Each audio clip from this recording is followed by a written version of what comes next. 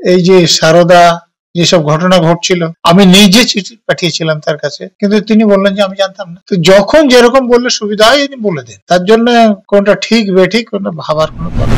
কোথায় কাকে ওসি করা হবে বা এসপি করা হবে সেটা পুলিশ মন্ত্রী ঠিক করেন। তো তিনি যদি জানেন যে কোন লোক অপদার্থ, তাহলে তাকে তিনি এসপি করেছেন। পুলিশ মন্ত্রী হিসেবে পদত্যাগ করে তিনি এরকম কথা বলতে পারতেন, কিন্তু পুলিশ মন্ত্রীর পদে আছেন অথচ এরকম কথা বলছেন, এটা একদমই মানায় না। স্যার, আমরা যেমনটা দেখলাম নতুন বছরের শুরুতেই গুলিবিদ্ধ হয়ে মারা যান তৃণমূল কাউন্সিলর। সেই জায়গায় দাঁড়িয়ে মুখ্যমন্ত্রী গতকাল প্রেস কনফারেন্স করে বললেন তিনি যে গুলিবিদ্ধ হয়ে মারা গেলেন সেটা সম্পূর্ণ পুলিশের ব্যর্থতা। একজন পুলিশ মন্ত্রী সেটা কতটা অবিবেচক কথা বা বিবেচক কথা বলে আপনার মনে হচ্ছে? দেখুন, পুলিশ মন্ত্রী রাজ্যের পুলিশ প্রশাসনের সর্বোচ্চ, তারপরে রাজ্য পুলিশের জন্য ডিজি আছে, কলকাতা পুলিশের জন্য সিপি আছে, এবং প্রতি জেলায় এসপি আছে, তাদের ওসি আছে। এ কোথায় কাকে ওসি করা হবে বা এসপি করা হবে বা কাকে সিপি করা হবে, কাকে ডিজি করা হবে, সেটা পুলিশ মন্ত্রী ঠিক করেন। তো তিনি যদি জানেন যে কোন লোক অপদার্থ, তাহলে তাকে তিনি এসপি করেছেন কেন?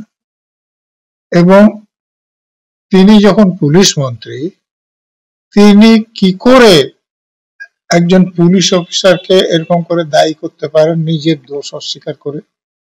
তিনি যদি পদে না থাকতেন তাহলে বললে তবুও মানাতো, কিন্তু তিনি পুলিশ মন্ত্রীর পদে আছেন। কোন পুলিশ অফিসার যদি ঠিকমতো কাজ না করেন তাহলে তার বিরুদ্ধে ব্যবস্থা নেওয়ার দায়িত্ব তো তার। তাহলে তিনি কি করছিলেন? অর্থাৎ তিনি যে কথা বলেছেন সেটা খুবই আপত্তিজনক। পুলিশ মন্ত্রী হিসেবে পদত্যাগ করে তিনি এরকম কথা বলতে পারতেন, কিন্তু পুলিশ মন্ত্রীর পদে আছেন অথচ এরকম কথা বলছেন, এটা একদমই মানায় না। তিনি তো উচ্চ স্তরের পুলিশদেরও ব্যর্থতা বলছেন। দেখুন, নিচের দিকের পুলিশেরা সাধারণত কাজ করেন উপরের দিকে যে পুলিশ অফিসাররা থাকেন তাদের কমান্ড অনুসারে। এই যে দেখবেন যে আজি করে যখন ঘটনা হলো, তৎকালীন সিপি সেখানে গিয়ে সাংবাদিকদের মুখ হয়ে বলছেন যে যা হয়েছে সব আমার কমান্ডে হয়েছে। অর্থাৎ কলকাতা পুলিশে যা হয় কমিশনারের কমান্ডে হয়, রাজ্য পুলিশে যা হয় সেটা ডিজির কমান্ডে হয়, আর ডিজি যা করেন সেটা পুলিশ মন্ত্রীর কথা মতো করেন।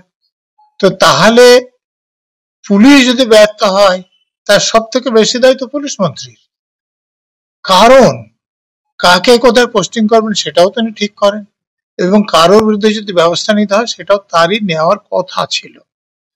অযোগ্য লোককে যদি কোনো পদে বসান তার দায়িত্ব তার।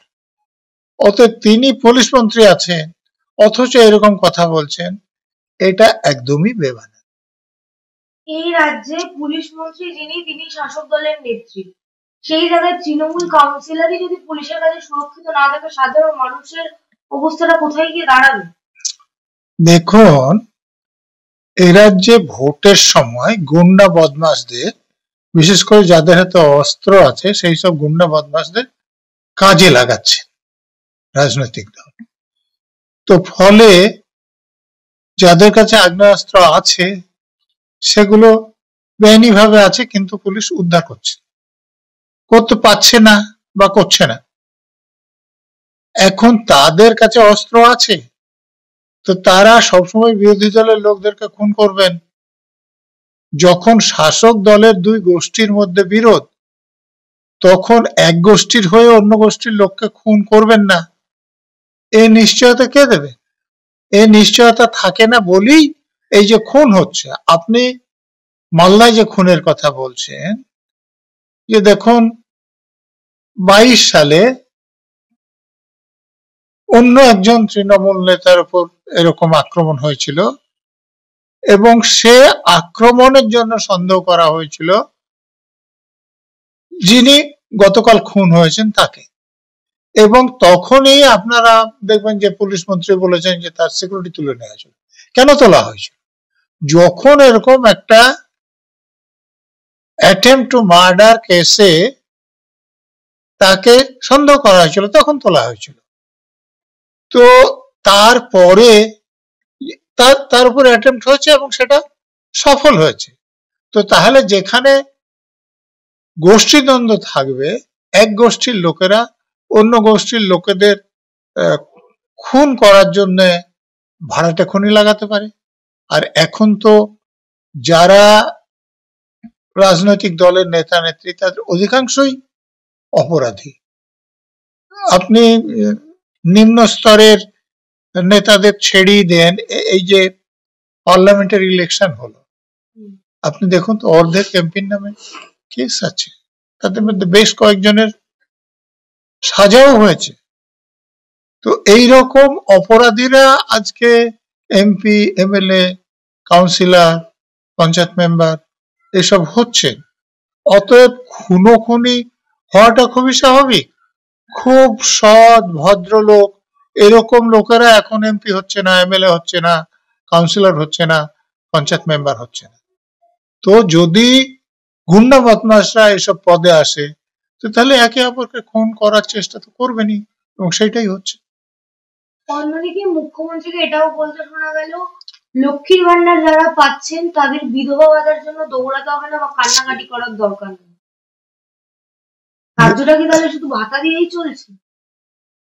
দেখুন, মুখ্যমন্ত্রী যখন যেরকম সুবিধা মনে করে সেটা বলে দেন, এবং সেটা তিনি যে ঠিক কথা বলেন এরকম নয়, সবসময় যে সত্যি কথা বলেন এরকমও নয়। অনেক উদাহরণ দিয়ে প্রমাণ করা যাবে যে বেশিরভাগ সময় তিনি বেঠিক কথা বলেন, বেশিরভাগ সময় তিনি সত্য নয় এরকম কথাবার্তা বলেন, এবং তিনি যেসব কথাবার্তা বলেন, প্রতিশ্রুতি দেন, সেগুলো তিনি রাখার দরকারও মনে করেন না।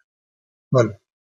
সন্দেশখালীতে গিয়ে তিনি আরো বললেন, সন্দেশখালীতে একটা ঘটনা ঘটলে নাকি 1 সেকেন্ডের মধ্যে তার কানে আসে। দেখুন, উনি যখন যেরকম সুবিধাজনক সেরকম কথা বলে দেন। তিনি বলে দেন যে আমার সবকিছু মনে থাকে, আবার সন্দেশখালীতে গিয়ে বললেন যে আমি তো ভুলে গেছি, আমার মনে নাই। আর উনি বলছেন যে 1 সেকেন্ডে আমার কানে আসে। আবার উনি বলেন যে আমার জানা ছিল না, এই যে সারদা যেসব ঘটনা ঘটছিল আমি নিজে চিঠি পাঠিয়েছিলাম তার কাছে, কিন্তু তিনি বললেন যে আমি জানতাম না। তো যখন যেরকম বললে সুবিধা হয় তিনি বলে দেন, তার জন্য কোনটা ঠিক বেঠিক কোনটা ভাবার কোনো দরকার হয়। কিন্তু একজন মুখ্যমন্ত্রী হিসেবে তার এই এক একবার এক এক ধরনের কথাটা কোনোভাবে বিবেচক বলে কি মনে হচ্ছে? দেখুন, আমরা যদি এরকম লোককে মুখ্যমন্ত্রী করি তাহলে তো এরকম কথাই তো শুনতে পাবো। আমরা তো এরকম লোককেই ভোট দিই, যারা সৎ লোক, যারা নিরপেক্ষ লোক, তাদেরকে আমরা ভোট দিই না। আমরা ভোট দিই যারা মারামারি কাটাকাটি করে, যারা টাকা তোলে, যারা কাটমানি খায়, সেই সব লোকদের। তো আমরা তো এরকমই মুখ্যমন্ত্রী পাবো। ভালো মুখ্যমন্ত্রী পেতে হলে আমাদেরকে নিজেদেরকে ভালো হতে হবে। তো সেই জন্যই তো যা খুশি তাই বলতে পারেন, কারণ লোকে ভোট দিলে আমি ক্ষমতায় থাকবো, না দিলে থাকবো না এরকম নয়। আমার গুন্ডা বদমাশ আছে, অস্ত্র শস্ত্র তাদের কাছে আছে, ভোট আমি লুট করে নিতে পারবো, তো আমি ক্ষমতায় থাকবো। সাধারণ জনগণের সুরক্ষাটা কোথায় তাহলে? সাধারণ জনগণের সুরক্ষা সাধারণ জনগণের জন্য দরকার, সেটা মুখ্যমন্ত্রী বা অন্য কোনো মন্ত্রীর জন্য তো ভাবনার বিষয় নয়। মানে আমি যেটা বলছি সেটা একটা ভাবেন না। নাহলে রাজ্যের মুখ্যমন্ত্রী তো দেখা উচিত যে পুলিশ প্রশাসন সৎভাবে নিরপেক্ষভাবে কাজ করেন, সেটা কি দেখেন? রাজ্যের অন্য মন্ত্রীদের তো দেখা উচিত যারা সৎভাবে কাজ চলে। এই যে রাজ্যের 2 নম্বর মন্ত্রী, শাসক দলের 2 নম্বর নেতা পার্থ চ্যাটার্জি কতদিন ধরে হাজতে আছেন? কেন আছেন? কারণ তিনি যোগ্য প্রার্থীদের বঞ্চিত করে অযোগ্য প্রার্থীদের কাছ থেকে কোটি কোটি টাকা তুলে চাকরি বিক্রি করে দিয়েছেন। এবং যখন তদন্তকারী সংস্থা রেড করছে, তার বান্ধবীর বাড়ি মিলিয়ে কত 50 কোটির উপর টাকা পাওয়া গেছে। কত টাকা কোথা থেকে আসে? যদি চাকরি বিক্রি করা টাকা না হয়, অত অসৎ উপায়ে রোজগার করা টাকা না হয়, তাহলে অত টাকা কোথায় থেকে আসে? এই যে খাদ্যমন্ত্রী, রেশনের খাদ্য কালোবাজারে বিক্রি করার কত টাকা উদ্ধার হয়েছে, তিনিও তো এখন হাজতে আছে। তো এই রকম মন্ত্রীরা যদি আমাদের রাজ্য চালান, তো এদের যিনি নেত্রী, তো তিনি এদের থেকে তো উপরে, তো তাহলে আপনি অন্য কিছু খুব বেশি আশা করতে পারবেন না। যদি আশা করতে চান তাহলে সাধারণ লোক সচেতন হবে, সঠিক লোক ভোট দিতে হবে।